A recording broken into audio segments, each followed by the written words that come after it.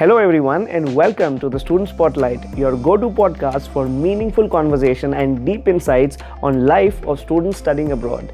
I'm Parin Shah and I'm excited to embark on this journey with you. We'll delve into the conversations that's sure to leave you thinking.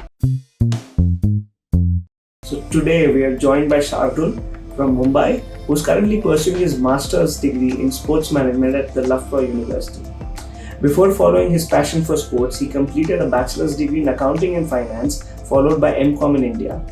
His exceptional talent in sports earned him sports quota for playing at national level. Shardul made a significant transition from the world of commerce to sports management, purely driven by his dedication and love for sports.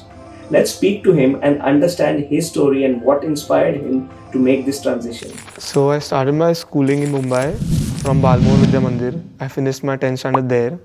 Then I chose commerce because I was also playing football at that time.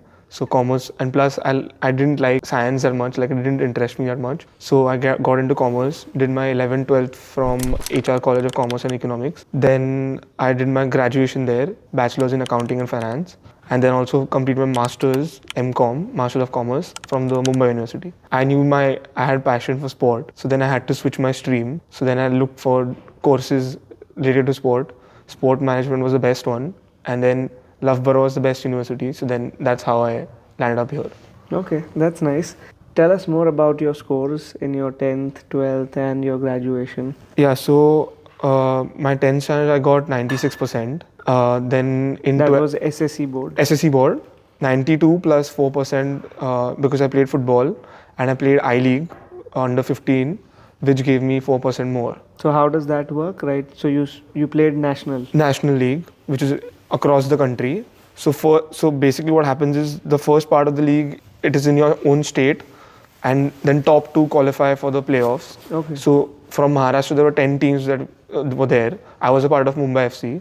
We qualified for the playoffs which were in Goa, and then because it was a national league now, rather than just focus on the state, we were eligible for getting 4% marks. Okay, so you get 4% additional. Yeah, if you represent India or you win this national league, then you get 5%. Okay. If you play in a national league, then you get 4%, and so on. Then in 12th, I got 90.3. In my graduation, my overall score was 9.90 on 10 CGPA. Wow.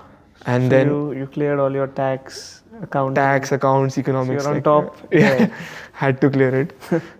and then with flying colors, right? Yeah, 9.9. Because I was also playing, but I didn't want to not do well in one for the other. So I was always on my toes while studying. And then in my master's, I'm averaging around 9.5. Okay. Yeah. That was your M.Com? Yeah, M.Com. Okay, so okay. And then, so which all universities did you apply to?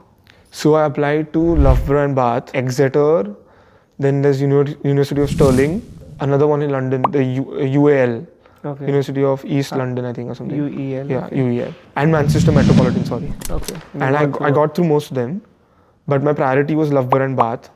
So first for Loughborough, I got a conditional offer, because the problem with Mumbai University is they release the marks quite late. So then I had to explain this for your M.Com? For my M.Com. And if I didn't mention my M.Com, then I would have had to explain the gap here, because then there would be a gap. So then it took me time to convince Loughborough that I did this, but also provide them proof from university. The results are not out yet. It's not that I have them and I can't give it. So then eventually I got an unconditional offer, and then I made up my mind that I'm coming here. When I got into here, then I was like, I'm coming. You have a background in sports, family-wise? Family-wise, no. My parents are radiologists, which are doctors, and my sister is a professional Kathak dancer. Okay, so you're the only person. Yeah. So at what point did you think, because academia, your scores were really good. So at what point you thought, I don't want to follow the traditional route and just jump onto a course in sports? I finished my graduation. And then the jobs, the prospective jobs that I would get would be in a bank and all that. And that did not interest me that much. At the same time, I was playing football, but I knew that there are jobs behind the scenes. But to get to them, I would have had to do some education for it. And then that's why I started looking for sport courses. And then sport management was the best one, because it teaches you most things. So then when you are actually applying for a job, you can apply in varied options, like Right. various industries in sport. Correct. Tell me more about the course. Masters is 1 year, time Yeah. flies, right? Yeah. So, what all modules did you have? So for my first semester, I had research methods for sport managers. Mm-hmm. Then we had economics for innovation of sport, and we had human resource management for sports managers. And in this semester, we have governing sport, which are law specific, not exactly law, but sport laws. How an organization, what policies does a sport organization do, and all that. Mm-hmm. Then we have accounting for decision making. That's more business, profit loss, and all that. Like what decisions can the companies do to, or if there are any trends to identify all of that. Right. And strategic management, which is more related to policies. Right. So it seems like more of a management course, but in sports domain. Yeah, So you don't have any modules on coaching and. Not coaching, but we also have marketing. Okay. Marketing in mass media. Right. But it's more like proper management course. Management in the course. sports domain. Yeah, management, but sport specific. Okay, good. First, tell me about your classroom. How many students do you have? So I think there are around 100 to 110, and of which most of them are Indians and Chinese. Okay. And then So some, a lot of Indians are opting. Yeah, but more Chinese. But there's still a huge number of people from India who are doing this course. How are the job prospects back in India after doing this course? Because I haven't heard of many good universities or courses in India specific to sports management. Yeah. So what is your take? So that's why I had to choose to come abroad, because there are not many opportunities to do sports management in India and not well recognized courses. But now in India, just like the IPL, which is a league for cricket, there are multiple leagues which are there for other sports too, like for volleyball, kho-kho, kabaddi, football, tennis. So there are a lot more jobs now. So I knew that like if I don't get a job here, I would be able to get a job in India. Mm-hmm. How's the job market like here? What is your experience been so far? We're actually going to start applying now. Okay. We had a careers fest last month. Okay. So we got some idea about some companies that can come. But most of them were actually looking for graduates. But I'm pretty sure like they'll look for master's students later as well. Right. So what space do you want to be in? Like even after sports management, there are a lot of areas in sports you can be in, right? So what are you targeting? I want to get into like sports agencies, sport agent specific, but still I'm trying to understand the other industries also, like sport finance, sports marketing. Mm-hmm. So then I have a lot more perspectives to get a job. Okay. But if I was given a choice, then I would get into sports agencies. Okay. But the problem is that the sectors here also and in India, it's unorganized. Right. So it's a bit difficult to get an entry. Yeah. There is a gap. Yeah, there is so a gap. where there is a gap, there's an opportunity to work on. Okay. Nice. If you were to give any advices to students who are applying for sports or specifically to Loughborough, what would that be? So what I experienced was in the beginning that because I had done my schooling in India, the education, how it's taught, it's different than here. Here it's more self-learning. You have to put in the hours, you have to research, you have to go to the library and you have to teach yourself basically. You are guided, but not as much as you're guided in India. In India, there's a textbook. You have to follow the textbook. The teachers are mostly spoon-feeding you at times. But here it's more your self-learning. My advice would be to like start getting into that maybe, or at least know how to do it. So then when you come here, you're not like, you won't waste that much time. Right. Okay. I mean, there is the whole study culture is very different. Yeah. There you have textbookish kind of learning. Yeah. Here you have the practical way of learning where you have to be hands-on with a lot of library hours, a lot of self-study, less of tutoring. Even for us, the course we have lesser hours in classes, but more hours self-studying. Mm-hmm. So are you involved in any other extracurricular activity right now while doing the course?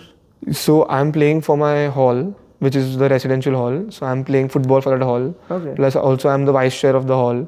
So there's a committee for that. So we have to organize events for involving the PH, like master students. Plus my hall is very diverse. Okay. One of the most diverse halls on campus. Right. We have students from across the world. Okay. So then we have to try to involve all of them. How many students? Roughly around 280, 300. Okay, it's a big number. Yeah, big number. And most of them are master students. Only like one block has a few undergrads, but most of them are masters. Right. How far is it? So you live in the Yeah, so from here it's 9 minutes. Okay. So walking. Okay. Yeah. Where do your lectures happen? Which building? Edward Herbert Manzoni and James France. So they're center So it's of not campus. on this part. Yeah, it's This on is more the engineering. central part. Okay. If you were to go back in time and change anything at all, what would you change? Probably I did my internship before coming here for 3 months. Okay. But I felt like if I would have gotten a bit more experience in the industry, probably 1-2 years behind me, then probably I would have been in a better place. Like at least for getting jobs later. Okay. So you should have worked in Yeah. So if you want to do, suppose in 2 years, then you work backward, try to get some knowledge, and then come and do this masters. Yeah. Is it quite intense, the course? It's a bit intense, at least in this semester, because we have 4 subjects and a dissertation, part of the dissertation to submit now. But the first semester was 50-50, not that intense, so we had more time to do our extracurriculars. Now also we have time, but just that there are more assignments due. There's more studying. That's the only difference. What are you thinking about your dissertation? So we had been given like 30 topics, and we had to rank them in like order of preference. So luckily I got my first choice, which was development in women's cricket to be specific. So then I'm trying to get into the professionalization of sport and the sponsorship and the commercialization that has happened in women's cricket of late. So where will you get the data from? Secondary data, Okay. online papers, go into the library, finding research, finding other people's research already on it. Right. And then also try to do my own primary research. Okay. So your plan is to stay and work here, or planning to go back? If I get good opportunities here, then I'll stay back, because I think now we are applicable to get the 2 years after the visa, after the course, graduate visa. Okay. So if I get a internship or a job, then I'll stay back. Otherwise, I'll go to India. Okay. Do you think your batchmates have been successful in getting good number of jobs? Your seniors, anyone has cracked, even from your batch? So, I mean, there's a coaching and volunteering portal that in Loughborough for students of Loughborough specifically. So, any opportunities in sport, which is like refereeing or coaching or volunteering while there's a game on, so we get hands-on experience. So some people have gotten jobs relating to that after their course is over, but they are not permanent jobs. They are like on weekly basis, and depending on when the opportunity is. Right. So only some of them have landed a job after the course. So the market is a bit tight, but it's still like you still have to put your applications. Possibly you'll get through. It's not very difficult, but just that right now, because of the country situation in general, maybe there are less jobs now, but you still can get them. Okay, but India is booming, right? Yeah, India is booming in sport right now. You still have I still have a decent backup, right? Yeah. Going back. Yeah. Okay. Thank you for listening to the Student Spotlight. We hope you found today's discussion valuable. If you liked what you heard, be sure to subscribe and share it with your friends. We'll be back soon with some more stories and insights. Until then, continue learning and growing. See you in the next episode.